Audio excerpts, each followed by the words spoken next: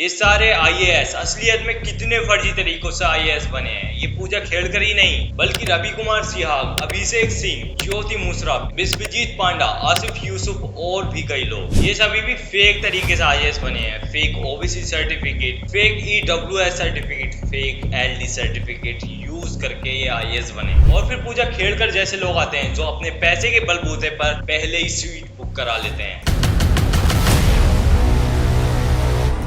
यहाँ मेरा रवि सिहाग से भी सीधा सवाल है, आज के टाइम पर पैसा है तो जॉब है, money is power, source is force. घोड़े को नहीं घास और गधे खा रहे हैं च्यवनप्राश। ये देश में गजब की दलाली है। नमस्कार दोस्तों, कभी नीट स्कैम होता है तो कभी यूपीएससी स्कैम होता है। ऐसा लगता है इंडिया स्कैम्स का भंडार बन चुका है जिसमें स्टूडेंट्स के मुंह पर खुल के तमाचे मारे जा रहे हैं। मैं यूट्यूब छोड़ चुका था और मैं अपने पर्सनल प्रोजेक्ट में बिजी था, लेकिन मुझे मेरे कजिन की कॉल आती है और वो बहुत रो रहा होता है बिकॉज वो एक बार यूपीएससी का अटेम्प्ट दे चुका है लेकिन सफल नहीं हुआ। लेकिन जब वो इस आईएएस खेलकर की कहानी सुनता है तो वो अंदर से पूरी तरीके से टूट जाता है, क्योंकि अब गवर्नमेंट के किसी भी सिस्टम को ट्रांसपेरेंट माना ही नहीं जा सकता। मेरा कजिन ब्रदर 2 साल से घर नहीं आया है और पता है उसके पापा क्या करते हैं, एक छोटे से किसान हैं जिन्होंने अपने बेटे की पढ़ाई के लिए आधी जमीन बेच दी है और बस अपने बेटे के आईएएस बनने के सपने देखते रहते हैं। पता नहीं ऐसे कितने स्टूडेंट्स होंगे और इन्हीं जैसे स्टूडेंट्स की सीट पूजा खेलकर जैसे लोग छीन लेते हैं। दोस्तों, प्री मेडिकल नीट के एग्जाम को लेकर देश में स्टूडेंट्स का प्रोटेस्ट रुका नहीं था कि उसके साथ ही निकल कर आता है एक यूपीएससी स्कैम। वैसे तो यूपीएससी एग्जाम हर साल 10 लाख स्टूडेंट देते हैं, लेकिन बात उस हर एक बच्चे की है जो सोचता है कि उसे यूपीएससी में ट्रांसपेरेंसी मिलेगी। बात उस बच्चे की है जो मेहनत से पढ़ाई लिखाई करके अपने फ्यूचर में रोशनी लाना चाहता है। हम सब जानते हैं दोस्तों, हमारे देश में वैसे ही स्टूडेंट्स पर बहुत ज्यादा प्रेशर रहता है, क्योंकि कोई अपनी जमीन बेचकर अपने बच्चों को पढ़ने भेजता है तो कोई रिक्शा चलाकर अपने बच्चों को पढ़ने भेजता है। लेकिन फिर पूजा जैसे लोग आते हैं और अपने पैसे के बलबूते पर अपनी सीट बुक करा लेते हैं। तो क्या है पूजा का असली सच? क्यों नहीं कराई पूजा ने मेडिकल जांच? क्यों लेती रही कोविड के बहाने? कैसे पूजा खेड़कर ने रवि सिहाग जैसे लोगों की भी पोल खुलवा दी? तो आइए सच्चाई थोड़ा गहराई से जानने की कोशिश करते हैं। बेटा कुछ बोल ना, तू पास तो हो जाएगा ना।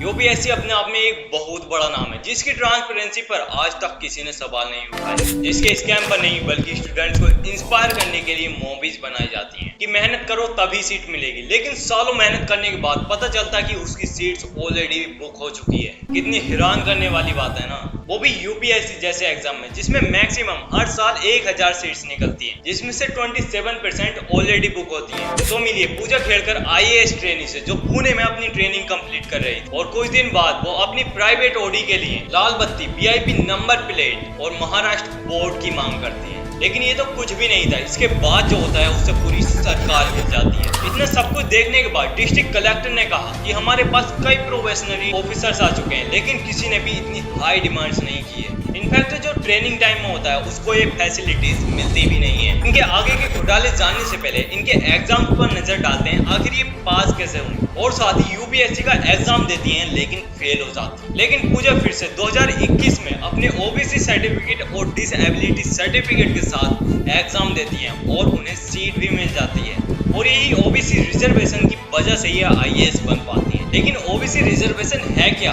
तो देखो दोस्तों, अगर जनरल कैटेगरी की एज लिमिट 32 साल है तो ओबीसी कैंडिडेट्स को 3 साल का एक्स्ट्रा रिलैक्सेशन मिलता है और जनरल कैटेगरी के कैंडिडेट्स को यूपीएससी एग्जाम के 6 अटेम्प्ट्स मिलते हैं, जबकि ओबीसी कैंडिडेट्स को 9 अटेम्प्ट्स मिलते हैं। फाइनल सेक्शन में ओबीसी कैंडिडेट्स के लिए 27% सीट्स रिजर्व होती हैं। इसका मतलब है कि कंपटीशन जनरल कैटेगरी के कैंडिडेट्स के कंपैरिजन में बहुत कम होता है। प्रीलिम्स और मेंस एग्जाम में ओबीसी कैटेगरी के कैंडिडेट के लिए कट ऑफ मार्क्स बहुत कम होते हैं एंड ओबीसी कैंडिडेट्स को और भी कई फायदे होते हैं। लेकिन जब पूजा खेड़कर इतनी रिच फैमिली से थी तो इनको ओबीसी रिजर्वेशन और डिसेबिलिटी सर्टिफिकेट से आईएएस कैसे बना दिया जाता है, जबकि इसकी भी बहुत सी शर्तें होती हैं, जैसे कि आपके माता पिता गवर्नमेंट ऑफिसर्स नहीं होने चाहिए, आपकी एनुअल इनकम 8 लाख से ज्यादा नहीं होनी चाहिए और रियलिटी में इनके father Dilip Khedkar IAS officer थे और इनके दादा भी। लेकिन दोस्तों, इस बात को छुपाने के लिए ये अपने मॉक इंटरव्यू में बताती हैं कि ये अपनी माता के साथ रहती हैं हैं और इनके माता जी की इतनी इनकम नहीं है क्योंकि अब उनके पिताजी का उनसे कोई कनेक्शन नहीं है। डॉक्टर मनोरमा खेड़कर भाल गांव की इलेक्टेड सरपंच हैं, जिनकी एक पुरानी वीडियो बहुत वायरल हो रही है जिसमें वो एक किसान को धमकी दे रही थी गन के साथ। और कई लोगों का कहना है कि इनकी मां किसानों की जमीन हड़पने की कोशिश कर रही है। जबकि आरटीआई एक्टिविस्ट विजय कुंभर ने बताया कि उनके पिताजी के पास 40 करोड़ से ज्यादा की जमीन है और 43 लाख की एनुअल इनकम है, 110 एकड़ की एग्रीकल्चर जमीन, 7 प्रॉपर्टीज, 900 ग्राम गोल्ड, डायमंड्स और 17 लाख की गोल्ड वॉच पाई गई। लेकिन पूरे भारत को हैरान करने वाली बात तो ये है कि इतना सब कुछ होते हुए भी उन्हें ओबीसी रिजर्वेशन मिला।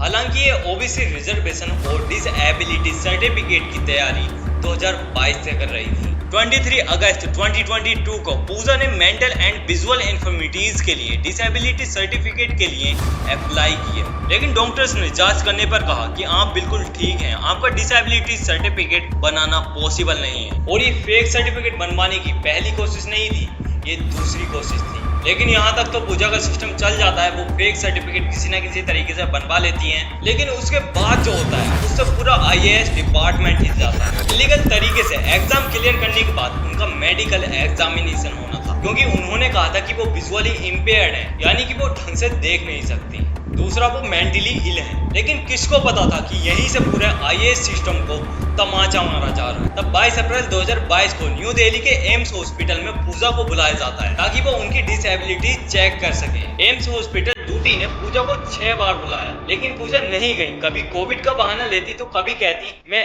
एमआरआई स्कैन करा ही नहीं सकती। इसके बाद एम्स आईएएस डिपार्टमेंट टीओपीटी को एक लेटर लिखता है कि पूजा खेड़कर हमारे साथ कोऑपरेट नहीं कर रही हैं, और 14 नवंबर 2022 को एम्स आईएएस डिपार्टमेंट टीओपीटी को दूसरा लेटर लिखता है कि पूजा खेड़कर को आईएएस कैंडिडेट ही नहीं बनाना चाहिए। लेकिन पूजा इसको किसी न किसी तरीके से मैनेज कर लेती है और प्राइवेट एमआरआई की रिपोर्ट जमा करके इस केस को बंद करा देती है। लेकिन इसके कुछ दिन बाद ही दिलीप खेड़कर पूजा के पिताजी ऑफिसर्स को धमकी देते हैं कि आप मेरी बेटी को परेशान कर रहे हो, आपको आपके करतूतों की सजा मिलेगी और बराबर मिलेगी। और फिर 2 दिन बाद पूजा के पिताजी पूजा के साथ ऑफिस आते हैं और कई सारे ऑर्डर देकर चले जाते हैं, जैसे कि ऑफिस की लाइटिंग, केबिन और भी बहुत कुछ दोबारा से फिटिंग हो जानी चाहिए, और धमकी देकर जाते हैं कि आप जब तक कहीं नहीं जा सकते जब तक सारा काम नहीं हो जाता। दोस्तों, क्या मजाक चल रहा है? हमारे देश में स्कैम पर स्कैम देखने को मिल रहे हैं। क्या सरकार इतनी लापरवाह हो चुकी है कि किसी एक सिंगल चीज पर भी ध्यान नहीं दे पा रही? अगर ऐसा ही चलता रहा तो यूपीएससी में भी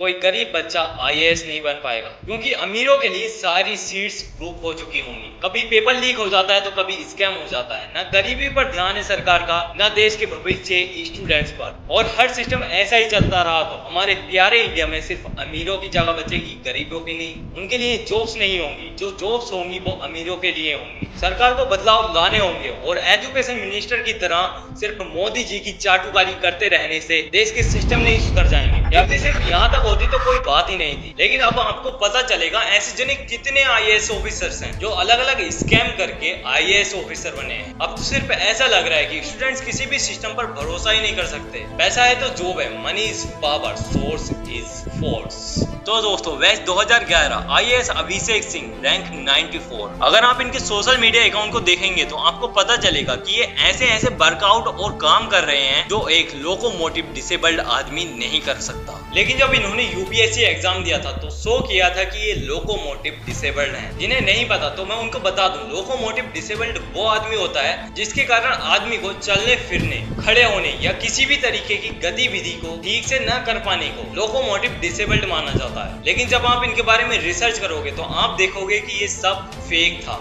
जो सिर्फ आईएएस बनने के लिए किया गया था। आप देखेंगे ये कैसे डांस कर रहे हैं, ये जिम कर रहे हैं। इसके बाद Kerala IAS officer Asif Yusuf 2020 batch से आईएएस ऑफिसर बनते हैं। लेकिन रिसर्च करने पर पता चला कि ये फेक ओबीसी एनसीएल सर्टिफिकेट का यूज करके आईएएस ऑफिसर बने थे। इनके अलावा और भी कई लोग हैं, जैसे कि प्रियांशु खाड़ी आईएएस बैच 2021 से आईएएस बनते हैं, जो फेक ओएच सर्टिफिकेट यूज करके आईएएस बनते हैं। ये ओएच सर्टिफिकेट भी कम्प्लीटली लोकोमोटिव डिसेबल्ड सर्टिफिकेट की ही तरह है, लेकिन आप इनको भी देखोगे तो ये कम्प्लीटली फिट हैं। इसी तरह वह 2014 में IAS निकिता ये फेक सर्टिफिकेट बनवाती हैं विजुअली इम्पेयर्ड का और IAS बन जाती है। लेकिन आप इस वीडियो में देख सकते हैं निकिता ने ग्लासेस भी नहीं पहने और अपनी ड्राइविंग टेस्ट को पास कर ली। IAS आयुषी जैन वह 2020 में 85 रैंक से IPS बनी थी। इन्होंने नौकरी ज्वाइन तो कर ली थी, लेकिन मैडम को IAS ऑफिसर बनना था। फिर किसी ने मैडम को फेक EWS सर्टिफिकेट बनाने का नुस्खा बता दिया। इसी के साथ ये मैडम भी 2 साल बाद 2022 में IAS ऑफिसर बन जाती है। मतलब समझ रहे हो दोस्तों, 2 साल जॉब करने के बाद भी मैडम गरीब और कमजोर रही, जो इन्हें EWS सर्टिफिकेट बनवाने की जरूरत पड़ी। और ये है IAS रवि सियाग। मैं इनकी दिल से बहुत इज्जत करता हूँ। आप इस वीडियो में कह रहे हैं कि आपने 2 बार ट्रेनिंग ली और 2021 वाले इंटरव्यू में आप IDAS में कार्यरत थे। उसके बाद में सर मैंने यूपीएससी के लिए प्रिपरेशन स्टार्ट की और 1 साल IRTS के तौर पर काम किया। उसके बाद में इंडियन डिफेंस अकाउंट सर्विस के में अभी मैं कार्यरत हूँ। अब मेरा आपसे सीधा सवाल है, क्या आपको फिर भी EWS सर्टिफिकेट की जरूरत थी? और भी ऐसे इतने IAS ऑफिसर्स हैं जो फेक डॉक्यूमेंट्स देकर IAS ऑफिसर बने हैं। ये इतनी बड़ी लिस्ट है कि वीडियो 4-5 घंटे की हो जाएगी, लेकिन ये लिस्ट खत्म नहीं होगी। लेकिन अब आप सोच रहे होंगे कि इनके डॉक्यूमेंट्स को बिना वेरीफाई किए प्रूफ कैसे कर लिया जाता है। तो अभी पूजा केटकर का केस आपके सामने है, जिससे आप समझ सकते हो पैसा है तो सब कुछ है।